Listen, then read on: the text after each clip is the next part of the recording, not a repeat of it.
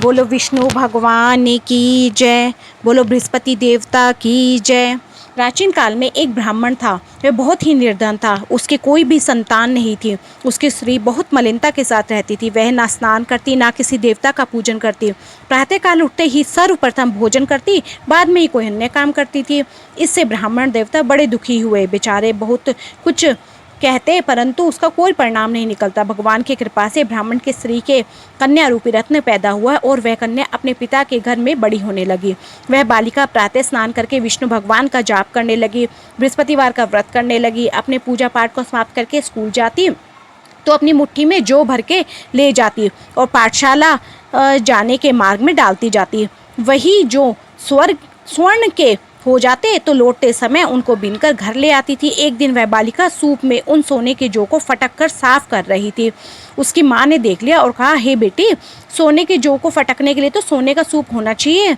दूसरे दिन गुरुवार था। इस कन्या ने व्रत रखा और बृहस्पति देव से प्रार्थना करके कहा, हे प्रभु, मैंने आपकी प्रार्थना अगर और पूजा सच्चे मन से की है तो मेरे लिए सोने का सूप दे दो। बृहस्पति देव ने उसकी प्रार्थना स्वीकार कर ली।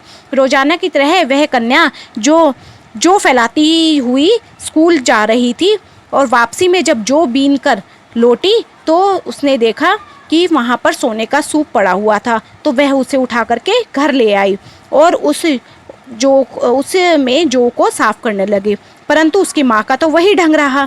एक दिन की बात है, वह कन्या सोने के सूप में जौ साफ कर रही थी। उस समय उस शहर का राजपुत्र वहां होकर निकला। इस कन्या के रूप और कार्य को देखकर मोहित हो गया तथा अपने घर आकर भोजन तथा जल का त्याग कर उदास होकर लेट गया। राजा को जब इस बात का पता लगा तो अपने प्रधानमंत्रियों के साथ अपने पुत्र के पास गए और बोले, हे बेटा, तुम्हें किस बात का कष्ट है? किसी ने अपमान किया है अथवा और कोई कारण है? सो कहो, मैं वही करूँगा जिससे तुम्हें प्रसन्नता हो।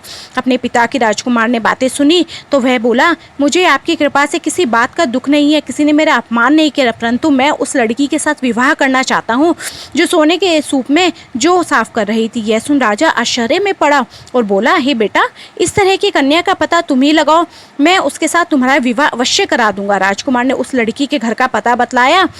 मंत्री उस लड़की के घर गए और ब्राह्मण की कन्या का विवाह राजकुमार के साथ संपन्न हो गया।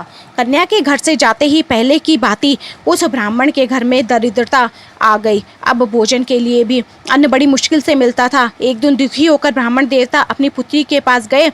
बेटी ने पिता की दुखी अवस्था को देखकर और अपनी माँ के बारे में सुनकर बहुत दुख जताया। तब ब्राह्मण ने सभी हाल कहा। कन्या ने बहुत सा धन देकर अपने पिता को विदा कर दिया।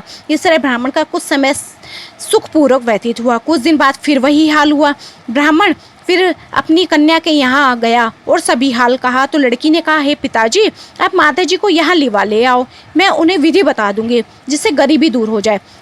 वह ब्राह्मण देवता अपनी स्त्री के साथ लेकर पहुँचे तो पुत्री अपनी माँ को समझाने लगी, हे माँ, तुम प्रातःकाल उठकर प्रथम स्नान आदि करके विष्णु भगवान का पूजन करो तो सब दरिद्रता दूर हो जाएगी। परंतु उसकी माँ ने एक बात नहीं सुनी और प्रातःकाल उठकर अपनी पुत्री बच्चों का झूठन खा लेती थी।